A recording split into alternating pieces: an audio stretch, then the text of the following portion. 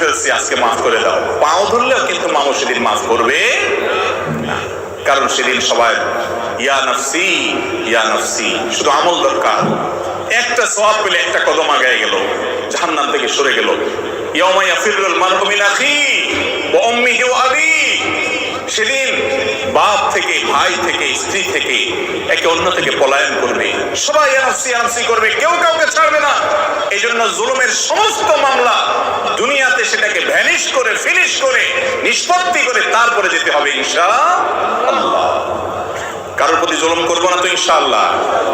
যদি কখনো হয়ে যায়, মাপ চাওয়া শিখতে হবে। ইমানদারের একটা বড় ভুল হলো মাপ চাওয়া। বারবার মাপ চাইতে হবে, রিপিটেডলি মাপ চাইতে হবে। রাস্তায় একজন লোকের সাথে বেয়াদবি করে ফেলেছেন, দোকানদার সাথে বেয়াদবি করেছেন, পরে আপনার ইমানের চেতনা জাগ্রত হয়েছে, কাজটা তো ভালো করি নাই, আমি তো মানুষটার প্রতি অবিচার করেছি।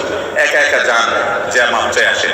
বন্ধুদের সামনে যদি তার সাথে বেয়াদবি করেন, বন্ধুদের সামনে মাপ চাইবেন এবং নিজেকে ছোট করবেন, নিচের দিকে তাকিয়ে থাকবেন।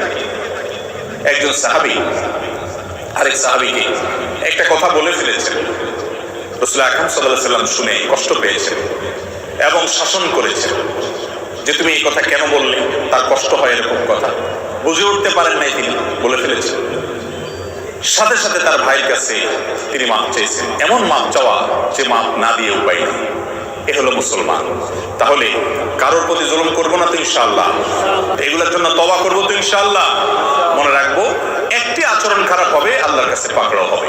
বারবার বলছি, ইমানদারের জন্য করণীয় কাজ, আপনি ইবাদত গুজার করলেন, জিকির আজকার, ওয়াজ শুনলেন, ওয়াজ করলেন, তেলাওয়াত করলেন, দান সদকা করলেন, এগুলো ভালো কাজ করেন, কিন্তু আপনার দ্বারা উল্টাপাল্টা কি হচ্ছে, অপরাধ কি হচ্ছে, এটা খেয়াল করেন। বহু নামাজি মানুষ আছে, দেখবেন নামাজ কালাম পড়ে, দাড়িটাই সবই আছে, কিন্তু আইন খেলে ঠিক। তাইলে এই লোকটা বুঝতেই আসে না যে দিনদারি কি। তার নামাজ কালাম থেকে জান্নাতে নিবে না, সে জানে না।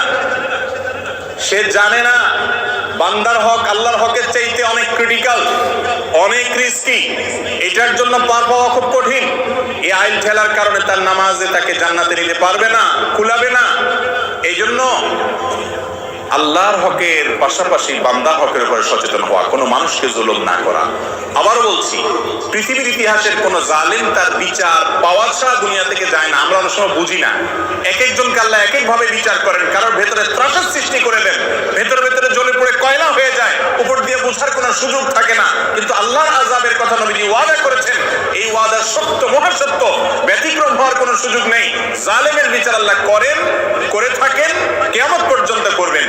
এই জন্য জুলুম থেকে নিজেদেরকে বাঁচিয়ে রাখবো ইনশাআল্লাহ। কারোর হক নষ্ট করব